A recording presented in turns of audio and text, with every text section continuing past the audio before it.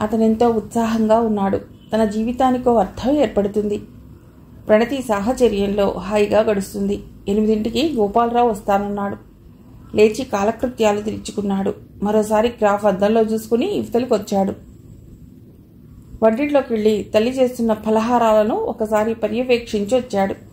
మేడపై నుండి రమాపతి కంఠం కోపంగా తీవ్రంగా కిందకి వినిపిస్తోంది. ఈయనకు గుండెనొప్పి ఉండనే ఉంది. మళ్ళీ అరుస్తున్నాడేమిటి అనుకుని పైకి పోబోయాడు. వగరిస్తూ రమాపతి కిందికి వస్తున్నాడు. మావయ్య, ఆయాసం వస్తుంది, ఆవేశం తగ్గించండి అన్నాడు మృదువుగా.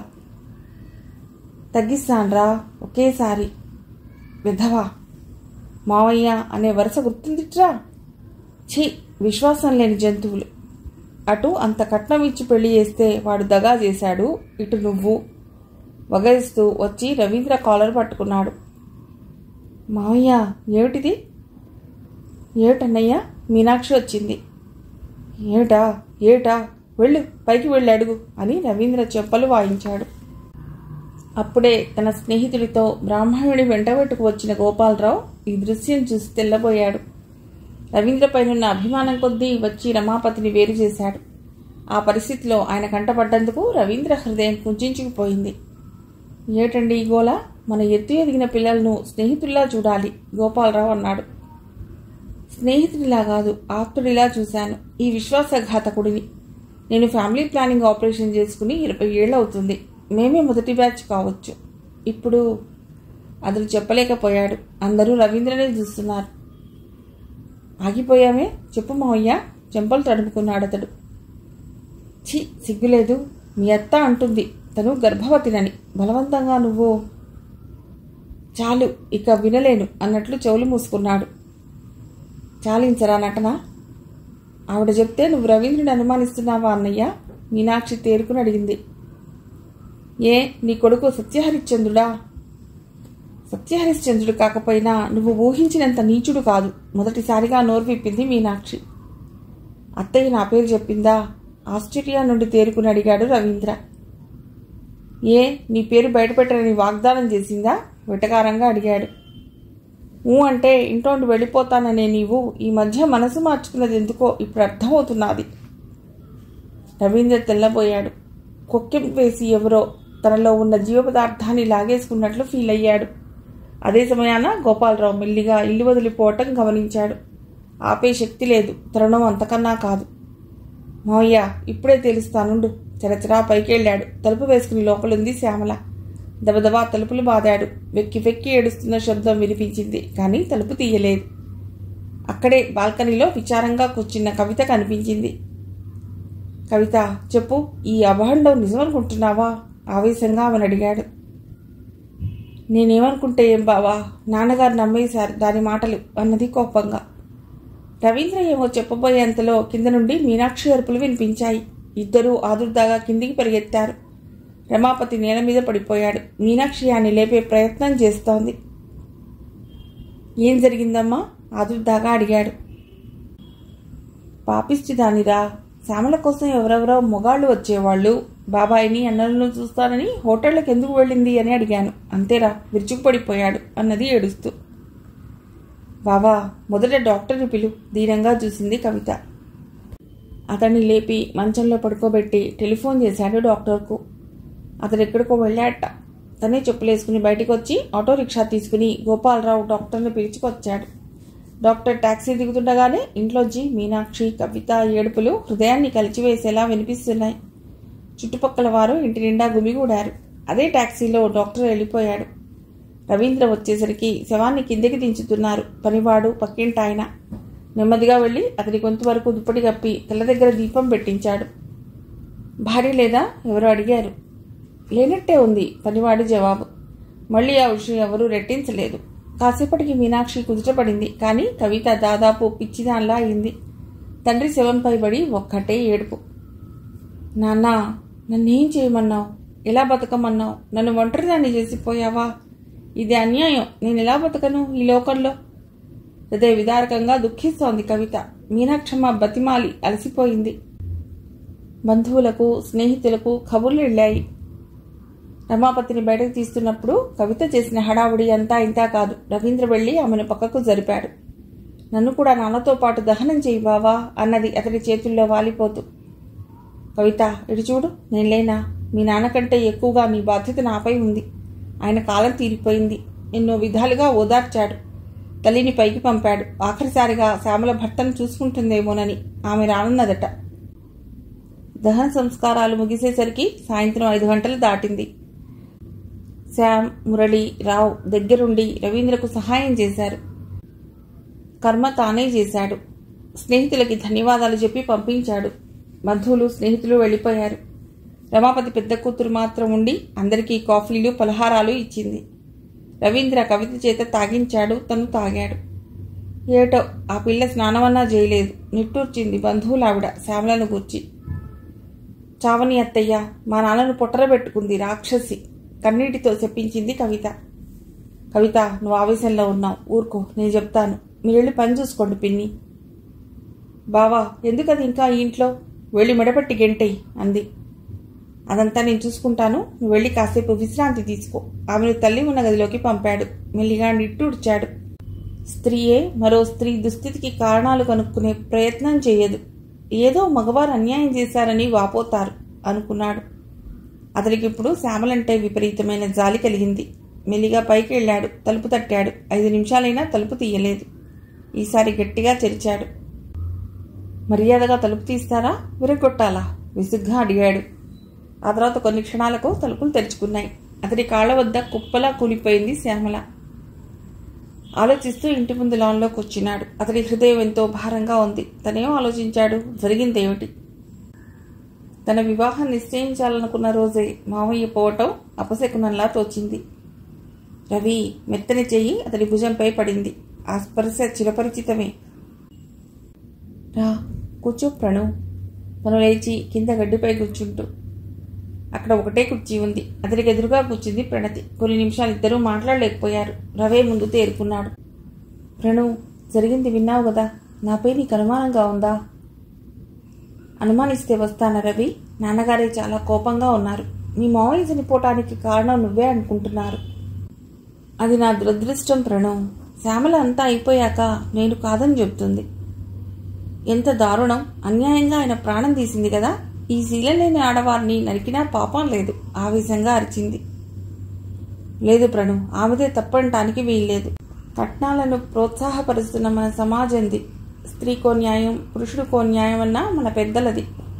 వయసు మళ్ళిన మావయ్య తన కూతురు కంటే చిన్నమ్మాయిని వివాహం చేసుకోవటం న్యాయమా?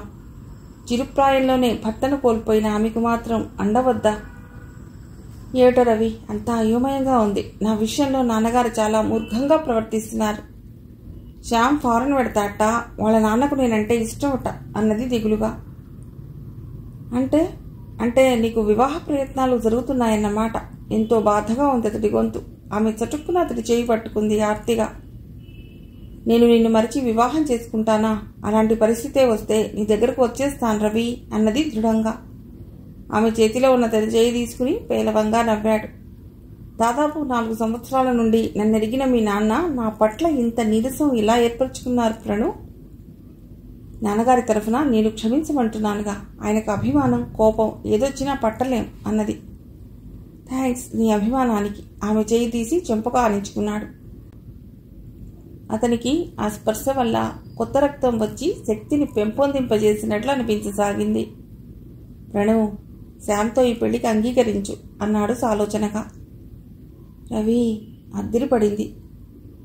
భయం లేదు. నవ్వి తన ప్రణాళిక అంతా చెప్పాడు. అనవసరంగా మీ నాన్న చేత ఖర్చు పెట్టించకు, సింపుల్గా కానిచ్చే.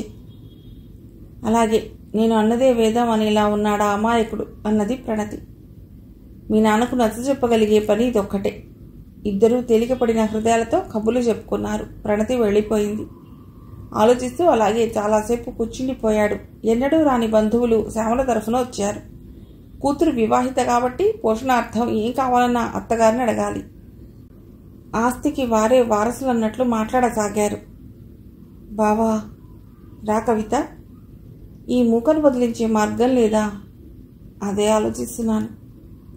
ఆలోచన దేనికి బావా? ఆ సిగ్గులేని దాని నోటి మీదుగానే అది చేసిన తప్పు చెప్పించరాదు? దానివల్ల లాభం ఏమిటి కవిత? ఆ కుంపటిని ఎలా భరించేది బావా? కాస్త ఓపిక పట్టు, అంతా చక్కబడుతుంది. విద్యా సంస్కారం నేర్పాలి కవిత. మన వల్ల ఎవరికి లాభం కలగకపోయినా హాని కలగరాదు అన్నాడు.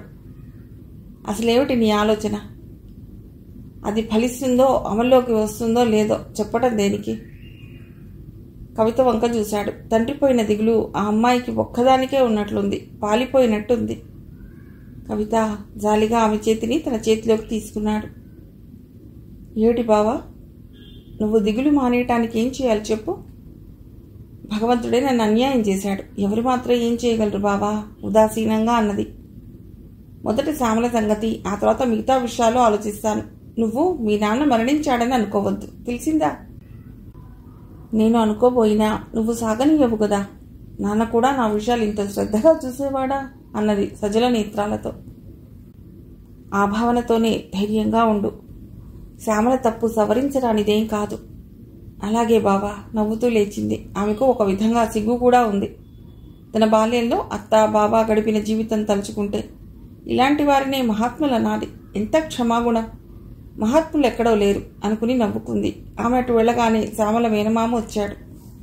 అబ్బాయి చెప్పండి అన్నాడు సర్దుకుని కూర్చుంటూ. అతడు దర్పంగా అక్కడున్న కుర్చీలో కూర్చున్నాడు. ఏం లేదు, మా సంసారాలు వదిలి మేం మాత్రం ఎన్నాళ్ళు ఉంటాం? మిమ్మల్ని ఉండమని బలవంతం చేసింది ఎవరండి? అయ్యో రామా, బలవంతం చేయకపోయినా నా మేనకోడలి బాగోగులు చుట్టం మా విధి. ఆ విధి బాధ్యతతోనే ఆమె కంటే రెండింతలు వయసున్న వాడికి ఇచ్చి చేశారు కదండి. చేశాము, తప్పే ఉంది. ఇంగ్లాండ్ అమెరికా దేశాల్లో చేసుకోవటం లేదా? అతడితో వాదించి లాభం లేదు. కార్యశూరత్వం తప్ప వాచాశూరత్వం పనికిరాదు అనుకున్నాడు. ఇంతకీ ఏమంటారు? మీరు ఇల్లు చూసుకుని వెళితే ఈ ఇల్లు అద్దెకిచ్చి ఆ అమ్మాయిని అత్తవారింటికి పంపి వెళ్ళిపోతాం అన్నాడు. తన వల్లే ఇలాంటి పనులు అవుతాయన్నట్టు మొహం పెట్టి. ఆ విషయం మీరు కాదండి చెప్పేది, శ్యామలను చెప్పమనండి.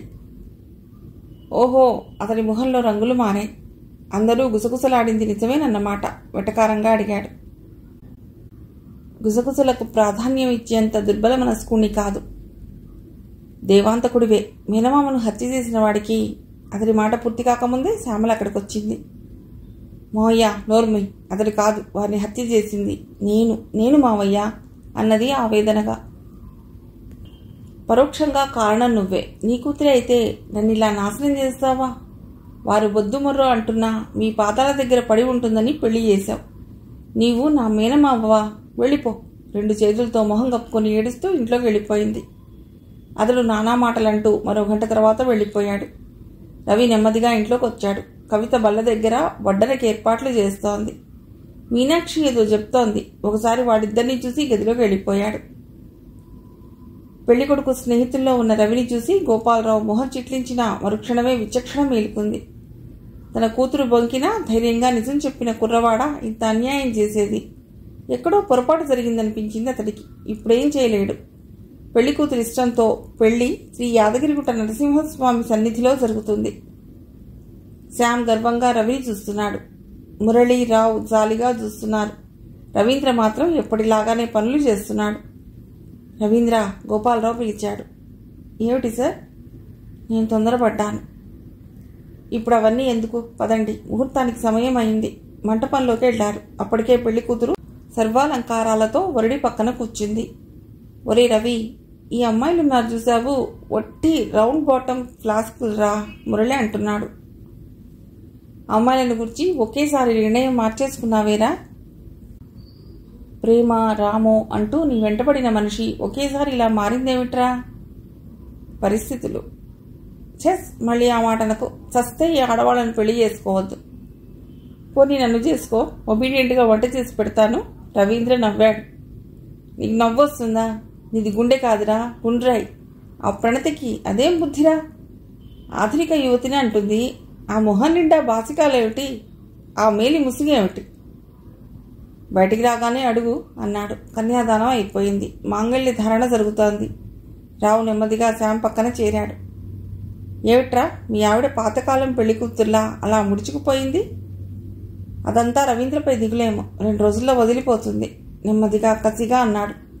అతడికి ప్రణతితో పాటు వచ్చే సిరి చాలా ముఖ్యమైనది. ఫారిన్ వెళ్ళకపూర్వమే అప్పులన్నీ తీర్చుకోవాలి. తమ గొప్పలు మేడిపండని అందరికీ తెలియకూడదు. వివాహపు తంతు ముగిసింది. వధూవరులను నాగవల్లి తంతులో ఉండగా శ్యామ్ తల్లి అరుస్తూ అక్కడికొచ్చింది. ఆపండి అన్నది. ఎందుకండి? గోపాలరావు అడిగాడు. మీ అమ్మాయి విడిదిలోనే ఉంది. ఈ పెళ్లి ఎవరితో జరుపుతున్నారు? అందరూ ఊపిరి పీల్చడం మర్చినట్టు ఒక్క క్షణం నిలబడిపోయారు. అసంభవం. గోపాలరావు లేచి పెళ్లి కూతురు మేలి ముసుగు తొలగించాడు. షాక్ తిన్నట్లు నిలబడిపోయాడు. అందరూ పెళ్లి కూతురు వంక చూడసాగారు. మోసం, దగా కసిగా అరుస్తూ శ్యామ్ మెడలోని దండలు నేలకు విసిరి కొట్టాడు. శ్యామ్, రవీంద్ర పిలిచాడు. పిలుపు కాదు, ఉరుము. ఏరా, ఎవరిది మోసం? శ్యామలను ప్రేమించి గర్భవతి అని తెలియగానే తప్పుకోవటం మోసం కాదా? నీ పాప నానెత్తిన కొట్టాలని చూస్తున్నావు. ఏమిట్రా అన్నావు? ఆవేశంగా అతడి కాలర్ పట్టుకున్నాడు రవీంద్ర. ఛీ, మొగుడుపోయిన విధవా అని ఒకరు. ఎంత మోసం అని మరొకరు. మొగాడమ్మా మనసైన స్త్రీని అనుభవిస్తాడు. అంత మాత్రం చేత పట్టి మోసంతో పెళ్లి చేస్తారా? అది విధవరాలి పెళ్లి. దైవ సన్నిధానంలోనా? ఓ భక్తురాలు చెంపలు వాయించుకుంది. స్త్రీల వ్యాఖ్యానాలు వింటుంటే ప్రణతికి మండిపోయింది. తోటి స్త్రీకి న్యాయం జరిగిందని సంతోషించరేం? వీళ్లే మళ్లీ హక్కులు లేవు, బానిసలం అంటూ గోల చేస్తారు. వివాహ మంటపం రణరంగంగా మారింది. గోపాలరావు ఎడాపెడా రవీంద్రని తిట్టాడు. మరో గంటలో గుట్టపై గోపాలరావు కుటుంబం, రవీంద్ర, వధువు మిగిలారు. శ్యామల హృదయం పగిలేలా ఏడుస్తోంది. ప్రణతి, రవీంద్ర ఎన్నో విధాలుగా ఓదార్చి అంతా సవ్యంగా జరుగుతుందని నచ్చి చెప్పారు. అమ్మా ఊరుకో, వాడు కాకపోతే వాడి తాత ఏలుకుంటాడు అని గోపాలరావు ధైర్యం చెప్పాడు. అందరూ వచ్చేశారు గోపాలరావు ఇంటికి. రవి, శ్యామల నీ దగ్గర ఉండటం అనుమానాలకు, అపోహలకు దారి తీస్తుంది. ప్రసవించే వరకు ఇక్కడే ఉండని. నీ స్నేహితుడికి నీవు నచ్చ చెప్పు అన్నాడు. అలాగేనండి, మీ మేలు జన్మలో మర్చిపోలేం. ఆ మాట నేననాలి. నిన్ను అర్థం చేసుకోలేక ఎన్నో మాటలు అన్నాను బాబు. మరేం పర్వాలేదు. మీ శిష్యురాలు ఎంఏలో చేరింది, చెప్పిందా? అవకాశమేది? కంగ్రాట్స్ ప్రణు. థ్యాంక్ యూ అన్నది. ఇద్దరూ పైకి వెళ్లి శ్యామలతో విషయం చెప్పారు. నాకేం వద్దు రవీంద్ర, ఇంత విషయం ఇవ్వండి అన్నది దుఃఖంతో మెలికలు తిరిగిపోయి. చూడు శ్యామల, శ్యామ్ జులాయిగా తిరగాలనుకుంటున్నాడే తప్ప కఠినుడు కాదు, ఓపిక పట్టు. ఎన్నో విధాలుగా నచ్చ చెప్పిన మీదట శ్యామల కుదుటపడింది. రవీంద్ర భారం తీరినట్టు ఇంటికెళ్లాడు. కవిత అతడి కోసం ఎదురు చూస్తోంది. ఏం జరిగింది బావా? జరిగిందంతా విని కవిత, తల్లి అతడిని చీవాట్లు వేశారు. అతడు చెలించలేదు. కాలేజీకి వెళ్ళొస్తున్న రాత్రింబవళ్లు కవితను కూర్చే ఆలోచిస్తున్నాడు రవీంద్ర. ఆస్తంతా కట్నంగా ఇస్తానన్నా ఎవరూ ముందుకు రావటం లేదు. వివాహిత అయిన స్త్రీ కాపురం చేయలేదంటే నమ్మకం లేదంటున్నారు. మండిపోయింది రవీంద్రకు. మగాడికి 7 పెళ్లిళ్ళైనా తప్పులేదు. నా మనసు విరిగిపోయింది బావా. నాకు ఈ పెళ్లి వల్లే జన్మ జన్మలకు సరిపడే అనుభవం. ఇంకో పెళ్ళా వద్దు అంటూ వారించేది కవిత. ఆ రోజు ఓ బీద విద్యార్థి తటస్థపడ్డాడు. అతడు టీచర్గా పనిచేస్తూ చదువుతున్నాడు. అతడితో ఓ 2 గంటలు మాట్లాడగానే తెలిసిపోయింది అతడు చాలా అభ్యుదయవాదాలు గలవాడని. అతడిని ఇంటికి ఆహ్వానించి కవితను పరిచయం చేశాడు. మరోసారి భోజనానికి పిలిచాడు. స్నేహం పెంచి ఇంట్లో మనిషిలా ఉండే చనువు ఇచ్చాడు. శ్యామలని చూడటానికి వెళ్ళినప్పుడల్లా అతన్ని కూడా తీసుకువెళ్లేవాడు. అతడికి కవితను, ఆమె ఆస్తిని ఇవ్వాలని దృఢ సంకల్పం చేసుకున్నాడు. అతడు తన విద్యార్థి దగ్గరకు వెడదామనుకునే లోపల ప్రణతి ఫోన్ చేసింది. హలో రవి, శ్యామలకు సుమతి మెటర్నిటీ హోంలో కొడుకు పుట్టాడు అన్నది. నిజమా? సుమతి నర్సింగ్ హోంకి ఎందుకు వెళ్ళావు? అది శ్యామ్ మేనత్తది తెలుసా? అందుకే వెళ్ళాం గురువుగారు. అసలు కంటే వడ్డీ తీపని ఆ ముసలి దంపతులు మనవణ్ణి చూడటానికి వస్తారు. చూడు. ఓ ఐసీ, మీ బుర్ర లక్షలు చేస్తుంది ప్రణు. ప్లీజ్ త్వరగా అమ్మేయండి.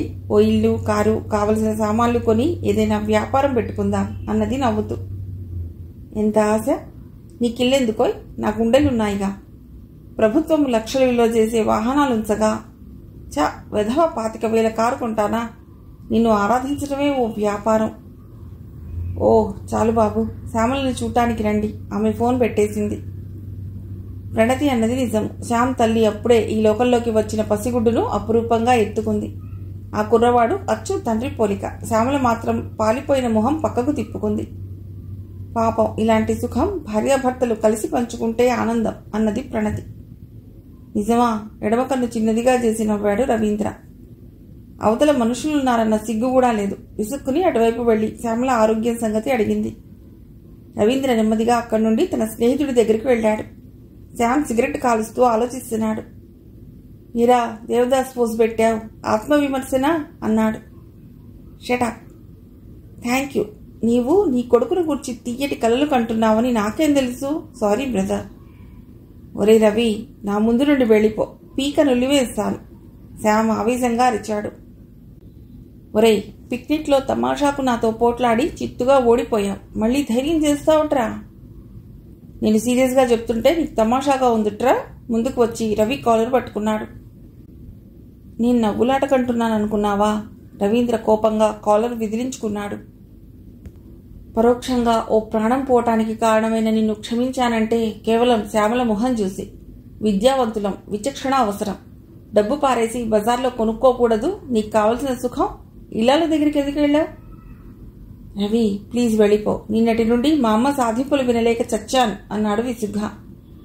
ఆమె కొడుకువై పుట్టినందుకు సిగ్గుపడాలరా అన్నాడు వెటకారంగా.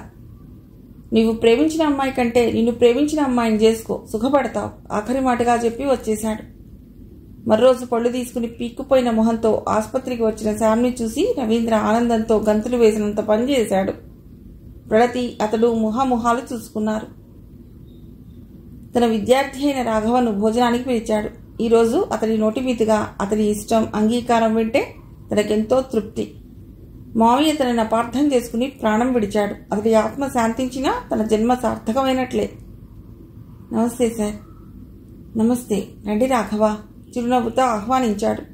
కవిత వడ్డించగా ఇద్దరూ భోజనాలు చేశారు. ఆ తర్వాత కబుర్లలో పడ్డారు. మిమ్మల్ని మాట్లాడగాలి రాఘవ. సందేహం ఎందుకు సార్, అడగండి. మా కవితను చూశావుగా, ఆమెను నీకు ఇవ్వాలని నా అభిప్రాయం. మావయ్య వదిలిన ఆస్తి కూడా ఆమెది. క్షమించండి సార్, ఇది జరగని పని. అదే తెల్లబోయాడు రవి. ఆమె వివాహితే కానీ సంగతంతా చెప్పాను కదా. చెప్పారండి. మీపై గౌరవం కొద్దీ నేను నమ్మినా మా పెద్దలు నమ్మరు సార్. పెద్దల ఇష్టానికి వ్యతిరేకంగా ఆమెను చేసుకుని ఆమె జీవితం నరకప్రాయం చేయటం నాకెంత మాత్రం ఇష్టం లేదు. వారికి నచ్చ చెప్పలేవా రాఘవ? అసాధ్యం సార్. సిరి సంపదలు పొందవచ్చును కానీ సుఖశాంతులు కరువవుతాయి. ఈ విషయంలో నన్నేమనకండి, నిక్కచ్చిగా చెప్పాడు. రవీంద్ర ముఖం మలినమైంది. మౌనంగా మరో 10 నిమిషాలు గడిచాయి. రాఘవ లేచాడు. వస్తాను సార్. నా ప్రవర్తన నో, అదేం లేదు. ఎన్నో అనుకుంటాం, అన్నీ సవ్యంగా జరగాలని ఎక్కడుంది? లేచి గేటు వరకు సాగనంపాడు. గేటు దాటాక రాఘవ తిరిగి వచ్చాడు. ఒక విషయం చెప్తాను సార్.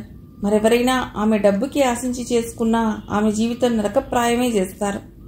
విషయాలన్నీ తెలిసిన మీరు చేసుకుంటే చిక్కే ఉండదు. రాఘవ, సారీ. అతడు తెల్లబోయిన అధ్యాపకుడి వంక ఒకసారి చూసి త్వరగా వెళ్ళిపోయాడు. రవీంద్రకు కళ్ల ముందు ప్రపంచమంతా మసకగా కనిపించసాగింది. అలాగే గేట్ని ఆసరాగా చేసుకుని చాలాసేపు నిల్చుండిపోయాడు. క్షణాలు, నిమిషాలు గంటల్లోకి మారాయి. బావా అరిచినట్టే కవిత పిలిచిన పిలుపు విని నెమ్మదిగా లోపలికి వచ్చాడు. ఏం బావా, తలనొప్పా అన్నది ఆదుర్దాగా.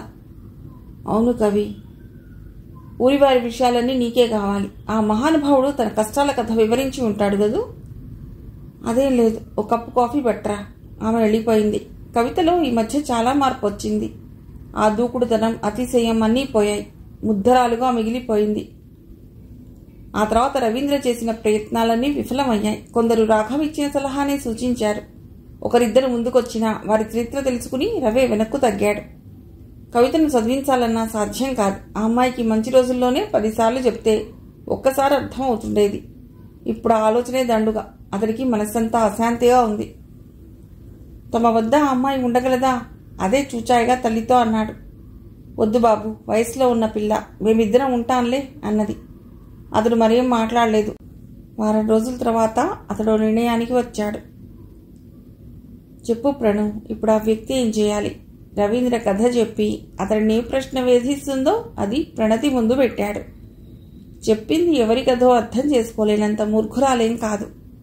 పంటితో కింది పెదవిని బిగబట్టి ఆలోచిస్తూ ఉండిపోయింది. ఆమె మొహంలో రంగులు చూస్తూ కూర్చున్నాడు. రవి, న్యాయంగా అతడు తనను పెంచి ఆశ్రయం ఇచ్చిన అతడి కూతుర్నే వివాహం చేసుకోవాలి. ప్రేమించిన అమ్మాయికి తండ్రి ఉన్నాడు, స్వతంత్రంగా బతికే చదువు ఉంది అన్నది దృఢంగా. ప్రణు, కాదు, మరోసారి ఆలోచించు అన్నాడు అస్పష్టంగా, మాటలు రానట్టు. ఆమె లేచొచ్చింది. అతడి సోఫా వెనక నిలబడి జుట్టులోకి వేళ్లు పోనిచ్చింది. రవి, నా హృదయాన్ని రాయి చేసుకుని ఈ మాట అంటున్నాను. మరెన్ని సంబంధాలు చూసినా కవితను చేసుకోవటానికి ముందుకు రారు. ఆమె విషయం నాకెందుకని నీవు పట్టనట్టు ఉండనూ లేవు. దీనికి పరిష్కారం ఏమిటి? వద్దు ప్రణు. ఆమె 2 చేతులు ముందుకు లాక్కుని హృదయంపై ఉంచుకున్నాడు. కవిత విషయం నాకెందుకు? ఆమె దురదృష్టవంతురాలు. విధే ఆమెను మోసగించింది అన్నాడు. కానీ ఒక్కడే ఆత్మీయుడవు నీవు. మోసం చేస్తావా రవి? కానీ ప్రణు, మనము... అతడి నోటి నుండి మాట పైకి రాలేదు. మనము ఎప్పటిలా స్నేహితులమే రవి. స్వార్థం కన్నా త్యాగంలోనే తృప్తుంది. ఇంకే ఆలోచన వద్దు. చెప్పినంత తేలిక ఆచరణ కాదు ప్రణు. ఎందుకు కాదు? చెప్పింది చేసి చూపించిన వాడే నిజమైన మనిషి. ప్రణతిపై ఏమాత్రం గౌరవం ఉన్నా మీరు కవితను వివాహం చేసుకోండి అన్నది. అతడు ఆమెను ముందుకు లాగి సూటిగా చూసి చెలించిపోయాడు. ఆమె కళ్లల్లో నీరు రీంది. నో ప్రణు, ఇది జరగని పని. నువ్వు నేను చెప్పిన విషయాలే మనసులో పెట్టుకోకు. పట్టుదలుంటే పనులు సాధ్యమే. ఇంకో సంవత్సరం ఆగి వరుణ్ణి వెతుకుతాను. ఆమె కళ్ళు ఒత్తి వదిలేసి చెరచెరా మేడ దిగాడు. వారం రోజులు బిజీగా గడిచిపోయాయి. సెమినార్స్, ప్రశ్నలు, ఉత్తరాలతో. దినమంతా ప్రణతి ఉండదు. సాయంత్రం తనకు కాలేజీ. ఆ రోజు ఆదివారం. ప్రణతిని చూడాలని ఆవులిస్తూ లేచాడు. రవి, నాయనా, ఆదుర్దాగా మీనాక్షి వచ్చింది. ఏమిటమ్మా, ఏం జరిగింది? కొంప మునిగిందిరా, కవిత కనిపించటం లేదు వణికే కంఠంతో చెప్పింది. అతడి మత్తు పూర్తిగా వదిలిపోయింది. ఏమిటమ్మా నువ్వు అంటున్నది? నిజమేరా. అతడు లేచి మేడపైకి వెళ్ళాడు. ఇద్దరూ ఇల్లంతా వెతికారు. ఎక్కడా కనిపించలేదు. దొడ్డి, తోవ అంతా చూశారు. అప్పటికే ఆమె ఏడ్పు మొదలెట్టింది. అమ్మా, ఒక విషయం చెప్పు. కవితనేమన్నా అన్నావా? ఏమన్నాను? పాపిశ్రీదానిరా. రాత్రి పక్కింటామొచ్చి అబ్బాయి ఉద్యోగస్తుడు కదా, పెళ్లి చేయరా అన్నదిరా. మొదట కవితది కావాలి అన్నాను. ఆవిడ కాస్త ముక్కు విరిచి ఈ రెండింటికి పొత్తు కుదిరినట్లే అని నిరసనగా మాట్లాడిందిరా. నువ్వు ఊరుకున్నావా? ఏం చేయను? అయితే కవిత నీ అభిప్రాయం అదే అనుకుని ఉంటుంది. ఎంత పని చేశావమ్మా? అతడు నీరసంగా కూర్చుండిపోయాడు. కళ్ళు మూసుకుని ఆలోచనలో పడ్డాడు. ఏం చేయాలి? అప్పటికే పనివారు ఏమిటేమిటని అడుగుతున్నారు. శ్యామల పెళ్లితో చుట్టుపక్కల వారికి నోటికి పని కల్పించిన వారయ్యారు. ఇహ కవిత అంతర్ధానం వెంటే. అతడు లేచాడు. అమ్మా, పోలీస్ స్టేషన్ వరకు వెళ్ళొస్తాను. చిన్న పిల్లటిరా నాయనా, తప్పిపోవటానికి. ఆమె గొంతు దాదాపు ఏడుపు దిగమింగుతున్నట్లుంది. మరెలా? అతడు ప్యాంటు వేసుకునే లోపల టెలిఫోన్ మోగింది. మురళి, ఏమిటి సంగతి? వస్తున్నా, నువ్వు అక్కడే ఉండు. ఏమిట్రా? కవిత హుసేన్ సాగర్లో పడిందిట. మురళి గుర్తుపట్టాడు. అందుకే ఫోన్. అయ్యో, ఎంత పని చేసిందిరా. నేను వస్తాను. ఆటో రిక్షా తెప్పించుకుని ఇద్దరూ వెళ్లారు. కవి ఎలా ఉంది? ఆప్యాయంగా అడిగాడు రవి. ఆమె అటు తిరిగి పడుకుంది. ఆమె మంచంపై కూర్చుని ఇటు తిప్పాడు. నా మొహం చూడాలంటే అసహ్యంగా ఉందా? బావా, ఆమె వెక్కి వెక్కి ఏడ్చింది. క్షమించండి అన్నది. వారం రోజులకు ఆమె మాట్లాడింది ఆ ఒక్క మాటే. ఎందుకింత అన్యాయం చేశావు కవి? నా మూలంగా నీ జీవితం నాశనం కావద్దని ఉద్ధరించావు. ఇటు చూడు, అమ్మ ఒక్కటే బాధపడుతోంది. వెళ్ళి మామూలుగా ఆమెతో మాట్లాడు. అలాగే బావా అన్నది. ఆమెను మామూలుగా ఉంచాలని రవీంద్రే పిలిచి పనులు చెప్పి విసుక్కుంటున్నట్లు నటించి చూపుతున్నాడు. మరో వారం తిరిగేసరికి అంతా మర్చిపోయి మామూలుగా అయింది. కానీ 2-3 రోజులుగా రవీంద్ర అలా నీరసంగా ఏదో పోగొట్టుకుంటున్నట్లు ఉంటున్నాడు. ప్రణతిని అతడు అభిమానించే సంగతి కవితకు తెలుసు. అందుకే ఆమెను త్వరగా రప్పిస్తే ఇంట్లో సందడిగా ఉంటుందనుకుంది. పొద్దునే కాఫీ తీసుకుని అతడి గదిలోకి వెళ్ళింది. పళ్ళు తోముకుని గడ్డం గీసుకోవటానికి సరంజామా అంతా పెట్టుకుని కూర్చున్నాడు. ఆమె అందించిన కాఫీ అందుకుని థ్యాంక్స్ అన్నాడు పొడిగా. బావా, నాకేం తోచటం లేదు ఇంట్లో. మీరు వివాహం చేసుకోండి. నేను ప్రణతి హాయిగా ఉండవచ్చు అన్నది. తల ఎత్తి ఓసారి చూచి మళ్ళా తలదించుకున్నాడు. ప్రణతికి నేను అడగనా? ప్రణతి వాళ్ళు లేరు కవిత. వాళ్ళ నాన్నకు ట్రాన్స్ఫర్ అయింది, వెళ్ళిపోయారు. చెప్పిపోలేదే? ఏమో అన్నాడేటో చూస్తూ. ఆ తర్వాత విచారిస్తే నిజమేనని తేలింది. రవీంద్ర అంటే అభిమానించే ప్రణతి అలా ఎందుకు వెళ్ళినట్లు? రోజంతా ఆలోచిస్తూనే ఉండిపోయింది కవిత. రాత్రి తల్లికి బదులు కవితే తలుపు తీసింది. భోజనం అయ్యాక కవిత నెమ్మదిగా అతడి గదిలోకి వచ్చింది. ఏం కవిత? బావా, ఒక విషయం అడిగేదా? అడుగు అన్నాడు. అడిగే విషయం నాకు తెలుసు అన్నట్లు. నువ్వు ప్రణతి ఏమైనా ఘర్షణ పడ్డారా? నాతో చనువుగా ఉంటున్నావని అనుమానించిందా? అన్నాడు తల పక్కకు తిప్పి. ప్రణతి ఏ ఊరు వెళ్ళిందో తెలుసుకోండి, నేను వెళ్ళి మాట్లాడతాను. వద్దు కవిత, ఆ విషయాలన్నీ మర్చిపోదాం అన్నాడు. బావా. అవును కవిత, ఆ విషయాలు మర్చిపోగలిగితే. అతడి నోరు రావటం లేదు. నెమ్మదిగా షేవింగ్ మిషన్ మీద బ్లేడ్ తీసి ఇంకోటి పెట్టాడు. చెప్పండి బావా. మనం వివాహం చేసుకుందాం. కొత్త బ్లేడ్ అమర్చి అటు ఇటు తిప్పుతూ. బావా. అవును కవిత. వద్దు బావా, మీరేదో కోపంలో ఉన్నారు. ఆ విషయాలు నా దగ్గర ఎత్తవద్దునన్నానా? పోనీ నేనంటే నీకు ఇష్టం లేదంటే చెప్పు. బావా. ఆ పైన ఆమె మాట్లాడలేకపోయింది. త్వరగా వెళ్ళిపోయింది. రవీంద్ర కళ్ళు మూసుకున్నాడు బలవంతంగా. కాలం ఎవరికోసమో ఆగదు. 2-3 సంవత్సరాలు గడిచిపోయాయి. ఎన్నో మార్పులు చేర్పులు. కొందరు జీవితంలో పోగొట్టుకున్నారు, కొందరు సంపాదించుకున్నారు. రవీంద్ర ఇప్పుడు రీడర్. శ్యామ్ అమెరికాలో ఉంటున్నాడు. అతడికి 2 కొడుకులు. శ్యామల పిల్లలను అత్తమామల దగ్గర వదిలి వెళ్ళిపోయింది. అదృష్టం ఎలా ఎప్పుడు ఎవరిని వరిస్తుందో చెప్పలేము. శ్యామల నిజంగా అదృష్టవంతురాలే. కవిత. ఆమె అంతే. రవీంద్ర నీడలో ఓ పాపకు తల్లి అయి నిశ్చింతగా ఉంది. కానీ ప్రణతే మిగిలిపోయింది. అందరికీ వెలుగు చూపే దీపము తనంతట తాను కరిగిపోతుంది. అతడు కాలేజీకి వెళ్లాలని బట్టలు వేసుకుంటున్నాడు. హడావుడిగా మురళి వచ్చాడు. అతడి మధ్య పేరు మోసిన యువ రచయిత్రిని వివాహం చేసుకున్నాడు. ఒరే రవి.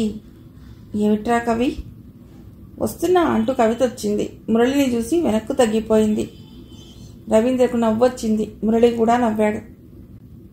మీ ఆవిడకి ఇంకేదైనా పేరు పెట్టుకోరా సలహా ఇచ్చాడు. ఎలా ఉందిరా నీ ఎడిటర్షిప్? అడక్కు. అన్నట్టు ప్రణతిని కలిసావా? ఈ ఊళ్ళో ఉందా? చిత్రంగా ఉందే. ఉస్మానియాలో రీసెర్చ్ చేస్తోందిరా. అలాగా. అతడికి టీ ఇచ్చి సాయంత్రం జరిగే సమ్మేళనానికి వస్తానని చెప్పి అతన్ని పంపేశాడు. క్షణం ఆలోచిస్తూ నిల్చుండిపోయాడు. కర్చీఫ్ తెచ్చి ఇచ్చింది కవిత. ఆమె చేతిలోని పాపను చూసి కూడా ఏమనలేదు. ప్రతిరోజు ఎత్తుకుని ఇద్దరికి ముద్దులు బహుమతిగా ఇచ్చి వెళ్ళేవాడు. ఏమండి, ఒంట్లో బాగుందా? వస్తాను. అతడు బయలుదేరబోయాడు. సాయంత్రం త్వరగా వస్తారా? ఏ? తలెత్తి చూశాడు. సాయంత్రం తను ప్రణతిని చూడాలని వెడదాం అనుకుంటున్నాడు. ఆ సంగతి కవితకి ఎలా తెలుసు? పాప పుట్టినరోజు వారం రోజులే ఉంది. ఫ్రాక్ కొందామని అన్నది. నువ్వు తీసురా, నేను ఆలస్యంగా వస్తాను. అతడు వెళ్ళి స్కూటర్ స్టార్ట్ చేశాడు. భర్తను వింతగా చూసింది. అతడి స్కూటర్ కనుమరుగవ్వగానే ఇంట్లోకి వచ్చింది. మీనాక్షమ్మ ఇంకా పూజలోనే ఉంది. రవీంద్ర తేలిగ్గానే ప్రణతి అడ్రస్ సంపాదించాడు. అతడు తలుపు తట్టగానే ఓ యువకుడు తలుపు తీశాడు. ప్రణతి ఉందా అండి? మాస్టారు, నన్ను గుర్తించలేదా? ఓ నువ్వా, ఇంత ఎదిగిపోయా? ఆప్యాయంగా అతడి భుజం తట్టాడు. ప్రణతి తమ్ముడతడు. నిజమా సార్? నవ్వుతూ ఇద్దరు కూర్చున్నారు. అతడు చాలాసేపు తాము ఎక్కడెక్కడ ఉన్నది, ఏం చేసింది చెప్పాడు. గోపాలరావు గారు రిటైర్ అయ్యారట. ఇప్పుడు కాంట్రాక్ట్స్ చేస్తున్నారట. ప్రణతి లేదా? అసహనంగా అడిగాడు. వస్తుంది సార్, లైబ్రరీలోనే గడుపుతుంది అన్నాడు. కాఫీ, ఫలహారాలు వచ్చాయి. ఓ రవి, మీరేనా? ఇప్పుడే అనుకుంటున్నాను. నవ్వుతూ ప్రణతి వచ్చింది. హలో. అతడు ప్రణతిని నఖశిఖ పర్యంతము గమనించాడు. బాగా చిక్కిపోయింది. ఆమె తమ్ముడు వెళ్ళిపోయాడు. ప్రణు, ఇది అన్యాయం.